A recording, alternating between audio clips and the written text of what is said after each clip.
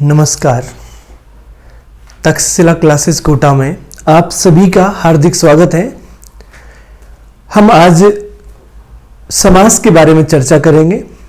समास आपके रिट, पटवार, हाई कोर्ट, अन्य जो राजस्थान के जो स्टेट लेवल के काफ़ी एग्जाम्स हैं उनमें आपके काम आता है। और बात समास की क्या, हम हिंदी की बात कर रहे थे और आप जानते हैं कि हिंदी तो हमारी मातृभाषा है, सीखना ज़रूरी है, तो ये तो आपके वैसे भी काम आएगा। चलिए बात करते हैं समास की। तो समास के बारे में हम यहाँ चर्चा करेंगे और आप ध्यान दीजिए। देखिए, समास दो शब्दों से मिलकर बना होता है। शब्द कौन कौन से होंगे? एक होता है सम और एक होता है आस। ध्यान देना, यदि आपसे पूछ लिया जाए कि समास के दो कौन कौन से शब्द हैं जिनसे मिलकर समास शब्द बना है, तो सम यानी होता है अच्छा, और यहां पर आस यानी होता है आसरा या आसन बोल सकते हैं, आस बोल सकते हैं। यहां पर बैठना शब्द भी यहां पर इसका होता है, भरोसा भी हम यहां पर कह सकते हैं। तो ये होता है आस शब्द का अर्थ। आस शब्द का अर्थ होता है बैठना, भरोसा। हम बोलते हैं ना, किसी से ज्यादा आस मत रखियो, बोलते हैं, अर्थात उम्मीद, भरोसा नहीं रखना। तो ये इसका अर्थ होता है। लेकिन बात करें यहां पर शाब्दिक अर्थ की, तो इसका शाब्दिक अर्थ क्या होता है? तो शाब्दिक अर्थ होता है संक्षेप। और ध्यान दें, संक्षेप यानी क्या होता है? संक्षेप किसे कहते हैं? किसी भी बात को या किसी भी कथन का छोटा रूप, किसी भी कथन का छोटा रूप संक्षेप कहलाता है। जैसे हम बड़ी बड़ी बातें करते हैं, किसी भी छोटी सी बात को समझाने में हम बहुत विस्तार से उसकी जानकारी देते हैं, लेकिन आंसर निकल के आता है कि इसमें तो इतना ही था। समझ रहे आप मेरी बात को? अर्थात यूं कहें, संक्षेप यानी किसी भी कथन को, मैं लिख देता हूं, किसी भी कथन का छोटा रूप, किसी भी बात का या कथन का छोटा रूप संक्षेप कहलाता है। जैसे एक एग्जांपल्स की हम बात करें, यहां पर एक एग्जांपल देखिएगा, दही में डूबा हुआ बड़ा। ध्यान दें, देखिए हमने इतना बड़ा यहां पर पद लिखा, इसे हम पद कह सकते हैं। तो देखिए यहां से दही और यहां से बड़ा, दोनों ही हमने यहां से उठाया और मिलाकर लिखा दही बड़ा। जब आप दही बड़ा खाते हैं तो क्या कहते हैं घर पर? मां मेरे लिए दही बड़ा लेकर आना, यही बोलते हैं। लेकिन मां कैसे लेकर आती है? एक कटोरी में दही में डुबा करके बड़े को लेकर आती है। ऐसा तो नहीं बोलते कि दही में डूबा हुआ बड़ा लेकर आना। इतनी बड़ी बात को आपने कितने कम शब्दों, दो शब्दों में कह दिया।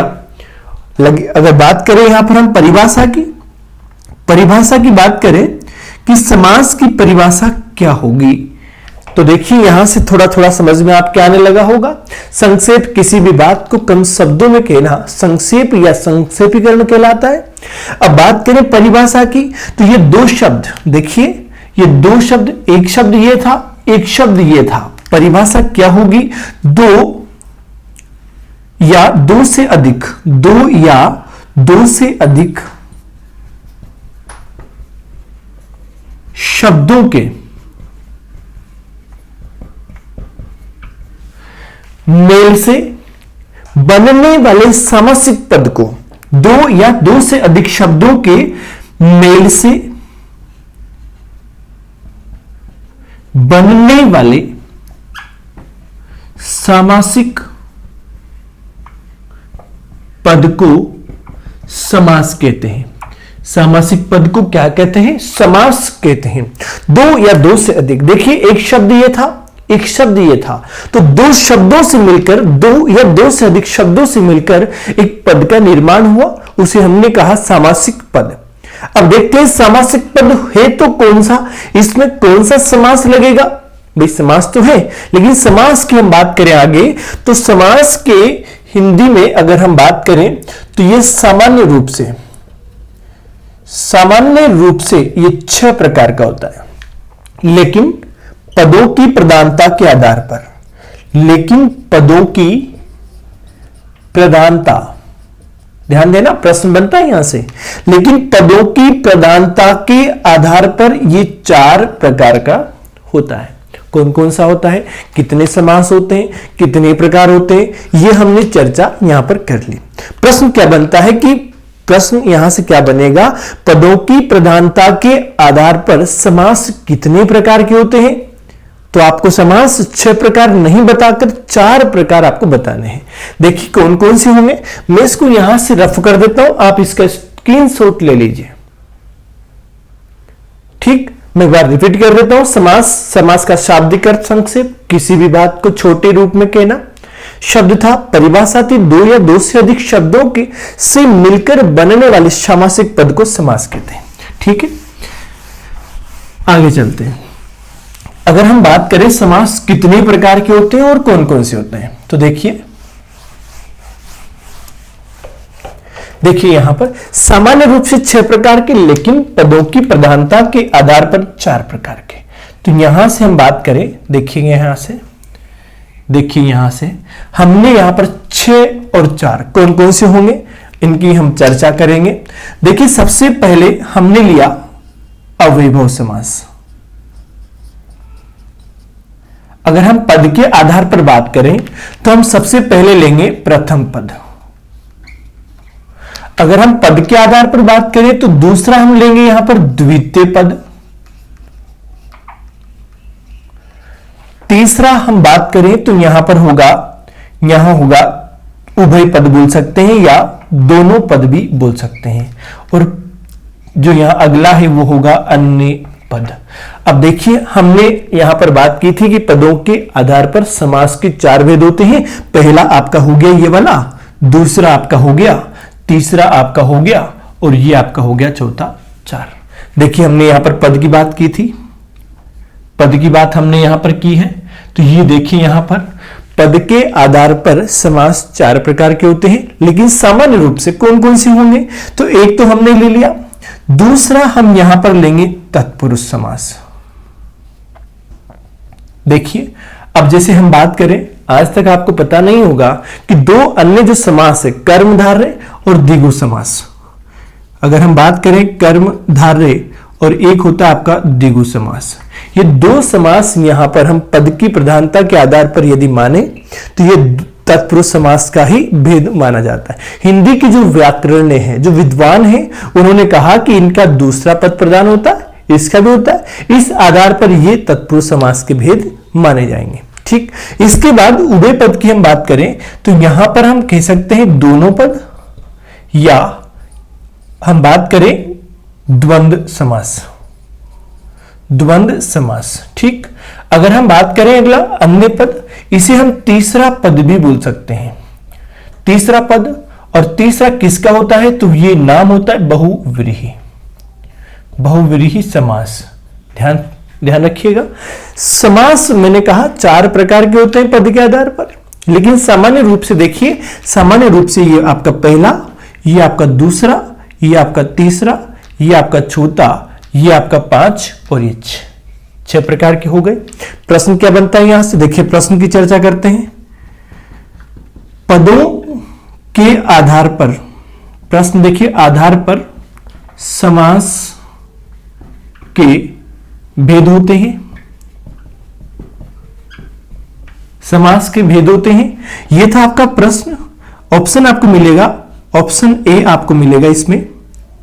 मान लीजिए यहां पर दिया हमने 3, ऑप्शन यहां पर आपको मिला बी 4, ऑप्शन सी मिला यहां पर 5 और ऑप्शन डी मिला यहां पर 6।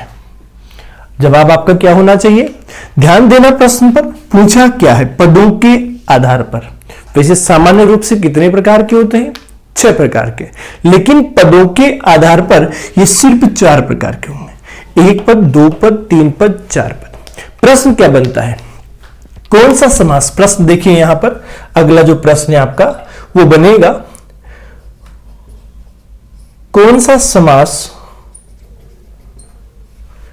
समास पद के आधार पर भिन्न है।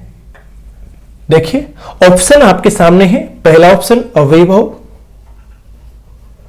बी ऑप्शन द्विगु समास, सी ऑप्शन कर्मधारय और डी ऑप्शन तत्पुरुष। प्रश्न का जवाब आपको देना है। कौन सा समास पद के आधार पर भिन्न है?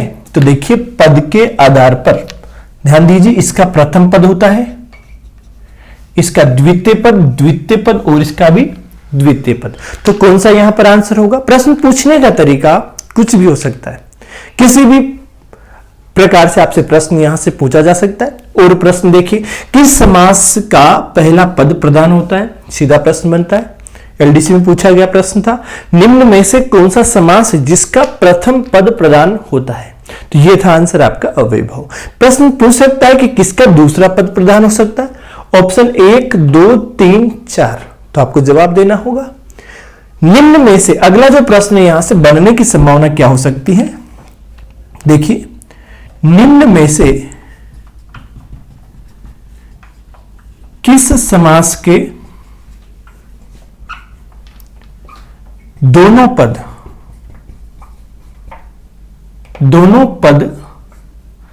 प्रधान होते हैं? यह है यहां पर प्रश्न। अगला प्रश्न यहां देखिए, किस समास के दोनों पद प्रधान होते हैं? तो देखिए यहां पर जवाब आपका, यहां ऑप्शन आपके सामने है। ए आपका मिलेगा अव्ययीभाव, बी आपका मिला द्विगु समास, सी मिला आपका तत्पुरुष और डी मिला आपका द्वंद्व समास। जवाब आपको देना है कौन सा समास है जिसके दोनों पद प्रधान होते हैं? माता पिता, मां भी प्रधान और पिता भी प्रधान। समझ रहे हैं बात को? तो यहां पर प्रश्न जो बनता है इसका आंसर आपका होगा द्वंद्व समास। क्या होना चाहिए इसका आंसर? द्वंद्व समास। इस समास का प्रथम पद एक तो देखिए यहां पर अव्यय प्लस, यहां देखिए अव्यय से बना होता है, तो ये प्रथम पद अव्यय भी कह सकते हैं या यहां पर हम कह सकते हैं प्रधान। दूसरा द्वितीय पद प्रधान होता है, इनका दोनों पद प्रधान होता है, यहां पर अन्य या तीसरा पद प्रधान होता है। ठीक है, हम चर्चा करेंगे एक एक करके बिल्कुल डीपली। बात करें यहां से एक प्रश्न और बनाते हैं कि निम्न में से, मैं वैसे बोल देता हूं, निम्न में से किस समास के दोनों पद संख्यावाची होते हैं? देखिए प्रश्न सुनिएगा, निम्न में से किस समास के दोनों पद संख्यावाची होते हैं? अब देखिए यहां पर दोनों पद संख्यावाची बात की गई है, दोनों पद संख्यावाची। तो देखिए प्रश्न दो तरीके से, आपका ऑप्शन क्या होगा? एक तो ऑप्शन होगा, जैसे मान लीजिए ऑप्शन आपके पास इनमें से मान लीजिए ऑप्शन 1, 2, 10, 20, 100, 200, ऐसा ऑप्शन आप मान लीजिए। संख्या है आपका, मान लीजिए ऑप्शन हो इस प्रकार से 2 और ये 100, 200, 300। क्या दोनों पद यहां पर संख्यावाची हैं? क्या दोनों पद संख्यावाची है? यदि यहां पर दोनों पद संख्यावाची हैं, यदि संख्या में समान है तो ये अव्ययीभाव होगा, और लेकिन अगर संख्या में समान नहीं और भिन्न है तो दोनों ही यहां पर देखिए, एक तो 200 का नोट, एक यहां 300 या 500 का नोट, दोनों अपनी अलग अलग पहचान रखते हैं, अपनी जगह अलग प्रधान है, यहां पर प्रधानता है उन नोटों की। तो ऐसे में दोनों पद यहां पर क्या होंगे? दोनों पद प्रधान होंगे। बच्चे लगाते हैं द्विगु समास कि जिस समास एक शब्द की शुरुआत संख्या से हो। नहीं, बात मैं आपसे क्या बोल रहा हूं? दोनों पद, एक पद नहीं बोल रहा। दोनों पद यदि प्रधान है तो यहां द्विगु नहीं होगा और आपका द्वंद्व समास आपका विकल्प होगा। प्रश्न सुनिए, दोनों पद किस समास के संख्यावाची होते हैं? तो ऐसे में आपका आंसर क्या होना चाहिए? द्वंद्व समास होना चाहिए। या समान अगर संख्या है 1, 1 या 2, 2 या 4, 4, तो फिर आपका आंसर अव्ययीभाव होना चाहिए। हम बिल्कुल विस्तार से जानकारी, विस्तार से चर्चा करेंगे इनके ऊपर। हम एक नंबर हम समास यहां पर लेंगे, अव्ययीभाव समास। ठीक है, मैं इसको रब कर देता हूं। प्रश्न जो बने हैं आप यहां से आप इनको बिल्कुल उतार लीजिए। एक नंबर समास की हम बात करेंगे।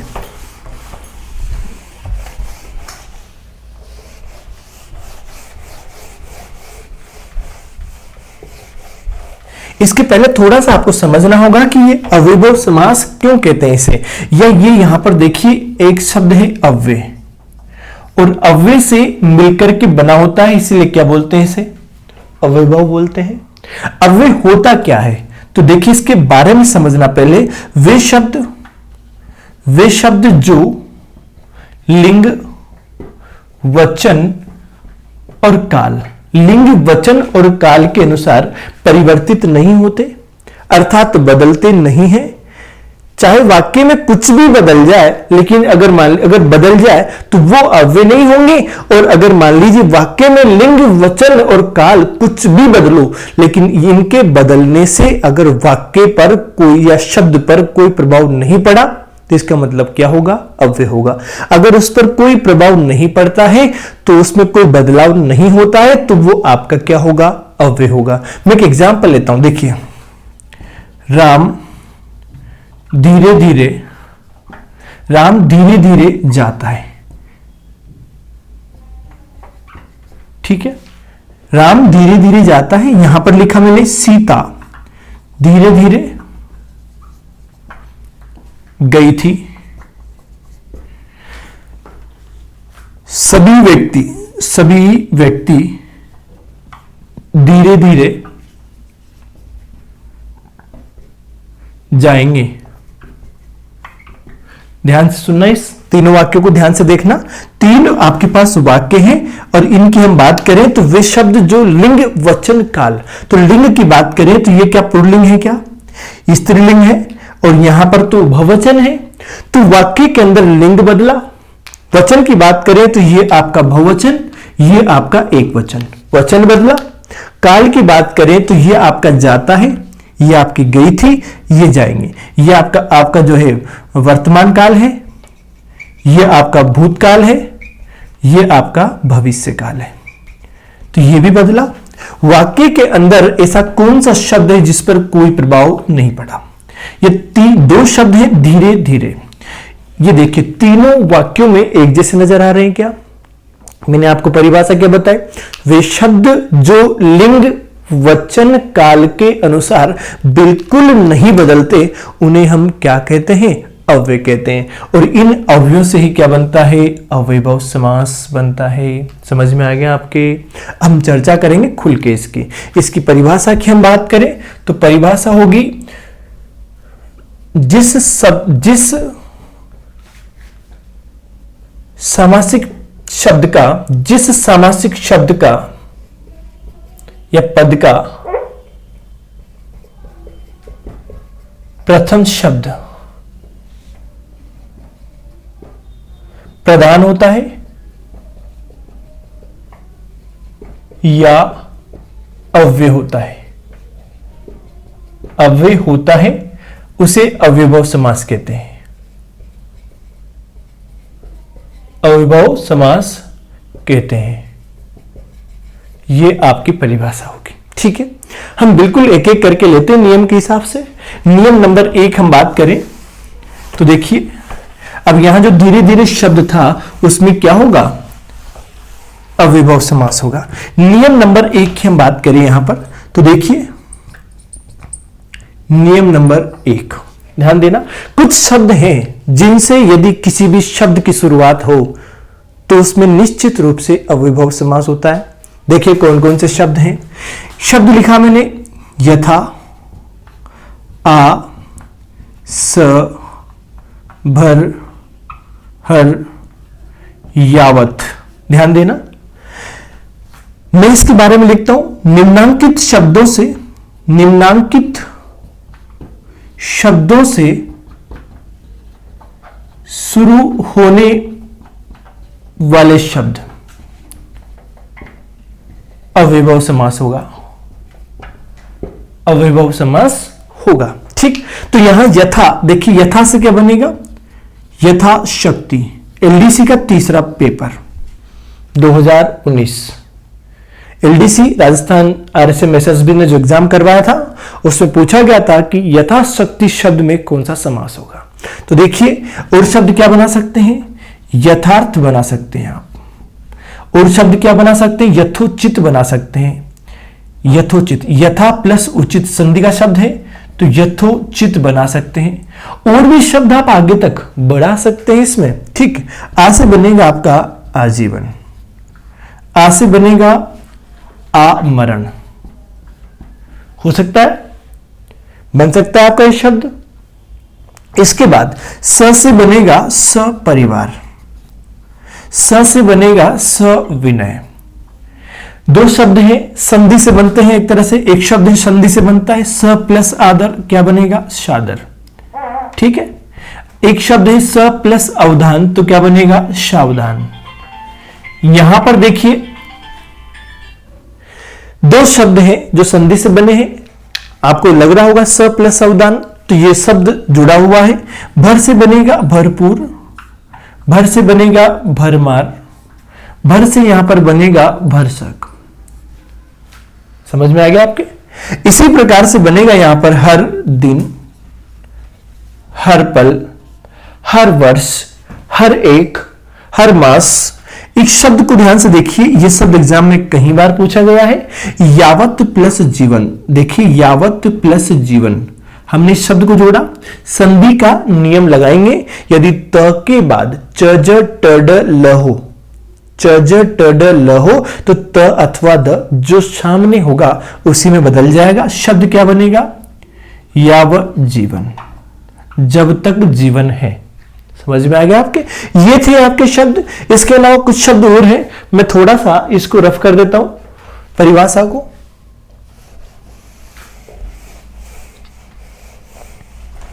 आगे देखते हैं इसमें।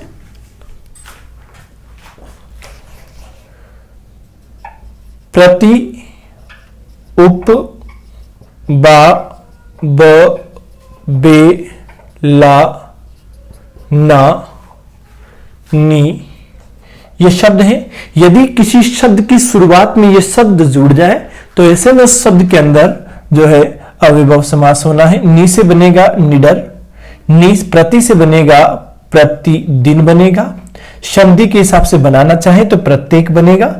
उप से बनेगा उपायुक्त, उप सरपंच, उप सरपंच, उप प्रधानमंत्री, खूब सारे शब्द हैं, बना सकते हैं। बा से बनेगा बाकायदा, बा से बनेगा बाइज्जत, ऐसे ब से बनेगा बदौलत।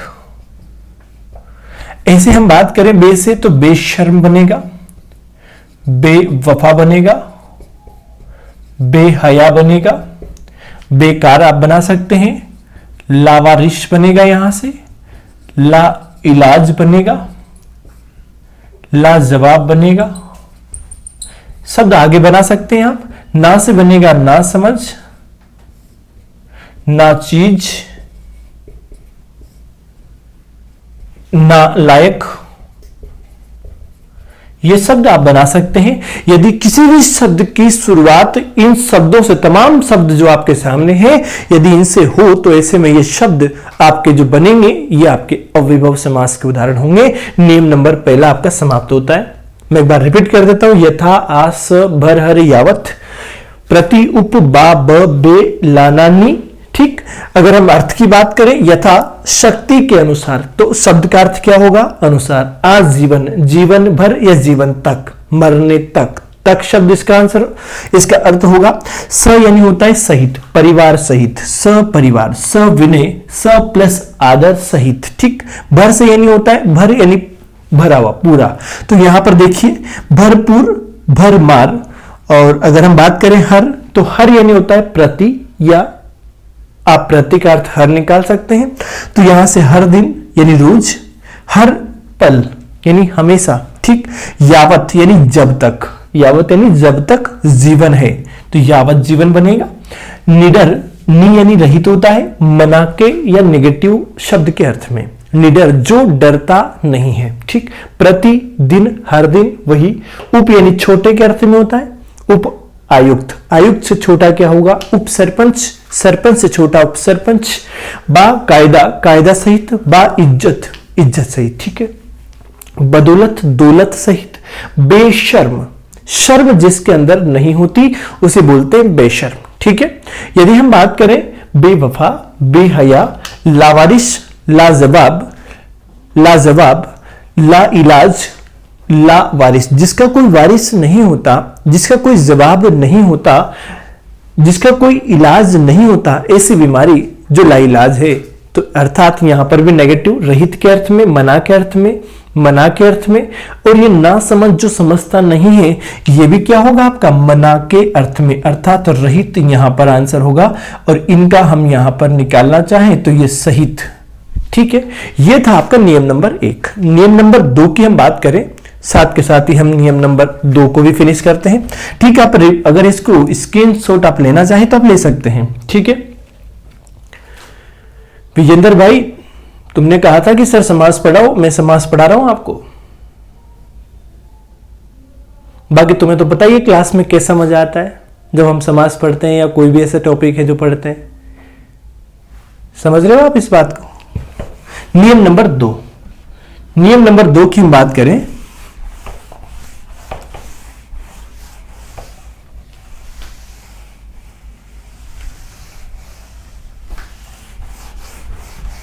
ये तो थे शब्द जो किसी शब्द की शुरुआत में जुड़ते हैं, लेकिन अब बात करेंगे किसी भी शब्द के अंत में जुड़ने वाले शब्दों की। ठीक है, तो देखिए नियम नंबर 2 आपका क्या होगा। नियम नंबर 2 बात करेंगे नियम नंबर 2 की। नियम नंबर 2 देखिए, वे शब्द जो किसी शब्द के अंत में जुड़े, तो देखना कौन कौन सा शब्द होगा। एक आपके पास भर, पूर्वक, अर्थ, अनुसार, उपरांत, उपरांत, पार, सहित, और भी शब्द यहां पर ले सकते हैं। देखिए, यदि ये शब्द किसी भी शब्द के अंत में जुड़े हों, नियम नंबर 1 क्या था, यदि प्रारंभ में जुड़े हों, लेकिन अब बात हम अंत की कर रहे हैं। भर यहां पर देखिए दिन भर हो सकता है क्या, क्या रात भर लिख सकते हैं, क्या जीवन भर लिख सकते हैं क्या हम यहां पर। ऐसे ही हम बात करें पूर्वक की, तो ध्यान पूर्वक, आशा पूर्वक लिख सकते हैं। इसी के साथ में हम यहां पर लिख सकते हैं। देखिए, आप स्कूल जाते हैं तो क्या लिखा होता है, ज्ञान, और ज्ञान से क्या बनेगा, ज्ञानार्थ प्रवेश, और वहां से निकलते हैं तो सेवार्थ प्रस्थान। इसी के साथ में यथार्थ शब्द मिला लिखा था हमने। धर्म करते हैं तो धर्मार्थ होता है शब्द। ऐसे यहां अनुसार की बात करें तो यहां पर जीवनानुसार लिख सकते हैं, क्या लिख सकते हैं। ऐसे हम बात करें ज्ञान अनुसार, ज्ञानानुसार लिख सकते हैं क्या। यहां से हम बात करें उपरांत की, तो ये मृत्यु संधि में आपको बताया था, मृत्यु प्लस उपरांत, तो ये मात्रा बड़ी हो गई थी, मृत्यु परांत। हम बात करें पार शब्द की, तो आप नदी पार लिख सकते हैं। कोई व्यक्ति यदि कोटा में कुनाड़ी में रहता है तो हम क्या कहते हैं, चंबल पार, चंबल पार शब्द लिख सकते हैं। यदि हम बात करें सहित शब्द की, तो यहां पर आदर सहित लिख सकते हैं, क्या लिख सकते हैं। इस शब्द को थोड़ा ध्यान देना, या तो शब्द की शुरुआत में आप स लगा दीजिए या अंत में सहित लगा दीजिए, दोनों एक साथ नहीं आता, ध्यान रखना, दोनों का अर्थ एक ही होता है।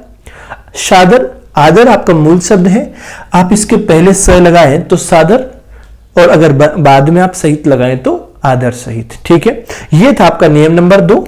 नियम नंबर 2 था, ये शब्द कहां लगते हैं, अंत में ये शब्द लगते हैं। यदि किसी शब्द के अंत में ये तमाम शब्द यहां पर आ जाए तो ऐसे में आपका जो शब्द जो है, इस प्रत्येक शब्द के अंदर अविभव समास होगा।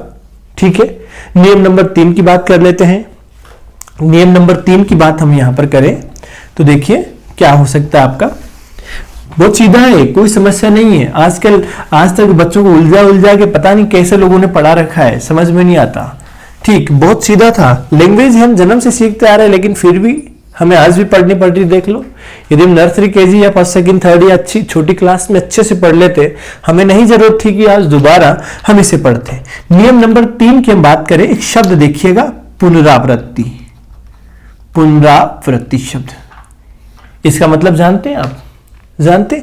एक शब्द लिखा आपके सामने, माता पिता, ध्यान दें, ये शब्द और ये शब्द दोनों अलग अलग है क्या दोनों शब्द यहां प्रधान है क्या, बिल्कुल दोनों शब्द प्रधान है।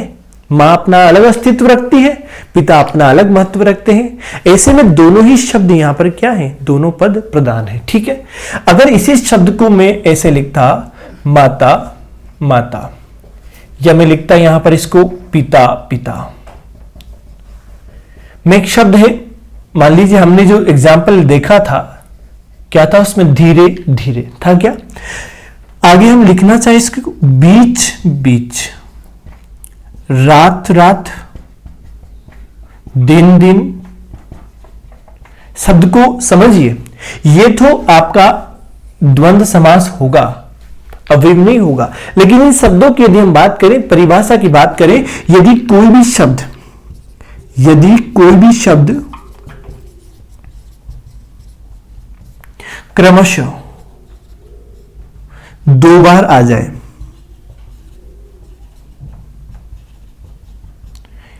या शब्द की पुनरावृत्ति हो, शब्द की क्या हो, पुनरावृत्ति हो, तो ऐसे में शब्द में अव्ययभाव समास होगा। फिक्स है यहां पर। यदि कोई भी शब्द कोई सा भी हो, अगर वो दो बार आता है तो उसमें अव्ययभाव समास होगा। ठीक है, ये था आपका नियम नंबर 3। यदि मिला के लिखना चाहें तो आप लिख सकते हैं बीचों बीच, या आपको ध्यान देना होगा, आप लिख सकते हैं रातों रात, आप लिख सकते हैं दिनों दिन।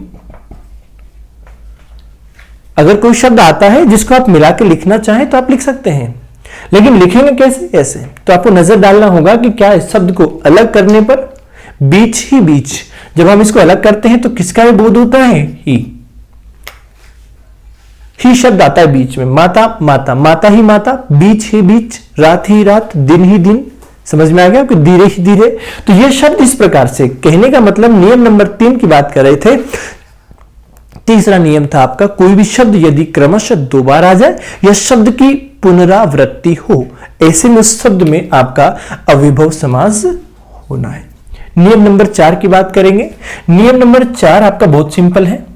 नियम नंबर 4 देखिए, यदि किसी भी शब्द में, किसी भी शब्द की शुरुआत उपसर्ग से हो, उपसर्ग से हो, उपसर्ग कौन से होंगे, यह हमें लिखना पड़ेगा, देखना पड़ेगा कि जो उपसर्गों का प्रयोग हम अन्य समास में करेंगे उनको छोड़कर, मैं आपको लिखवाऊंगा, उनको छोड़कर तमाम उपसर्गों का यूज आपके इसमें होता है। और यदि उस शब्द से किसी शब्द की, उस उपसर्ग से किसी शब्द की शुरुआत हो तो ऐसे में आपका समास अव्ययभाव होगा।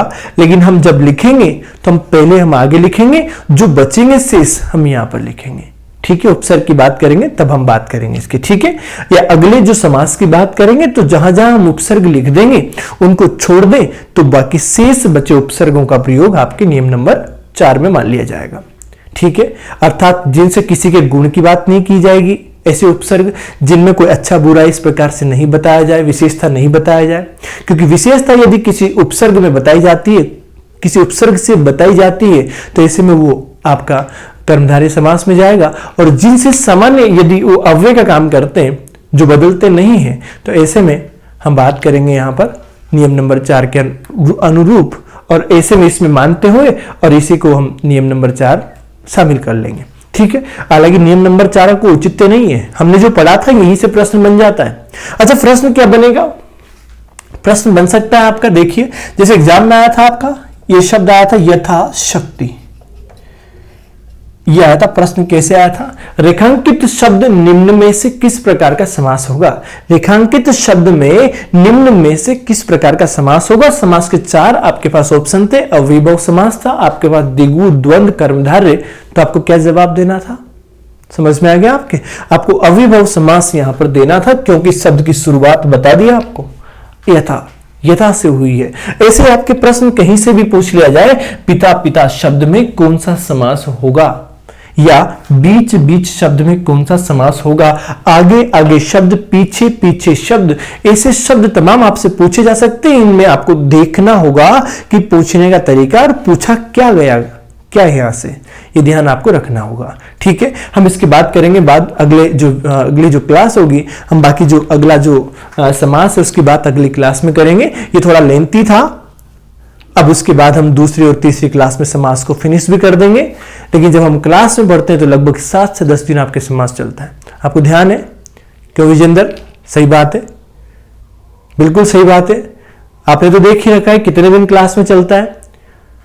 ठीक है, जो भी होगा मैं पूरा प्रयास कर रहा हूं आपको जो है वीडियो के माध्यम से, क्लास के माध्यम से समझाने का ऑनलाइन यूट्यूब पर। बाकी मैं जहां तक समझता हूं कि आपके अगर समझ में आता है तो बहुत अच्छी बात है, हम पूरा प्रयास कर रहे हैं आपके लिए। ठीक है, और इसी के साथ में मैं आपको एक और बता दूं, एक बात और, यदि आपने अभी तक चैनल को सब्सक्राइब नहीं किया आप कर लीजिए, कमेंट कीजिए। यदि कोई शब्द ऐसा है जो समझ में नहीं आया आप कमेंट कीजिए, कमेंट के माध्यम से आप वो बात हम तक पहुंचाइए, लाइक कीजिए, शेयर कीजिए। ठीक है, और इसी के साथ में मैं आपसे जाने की इजाजत यहां पर चाहूंगा। ठीक है, डियर फ्रेंड्स, डियर स्टूडेंट्स, धन्यवाद।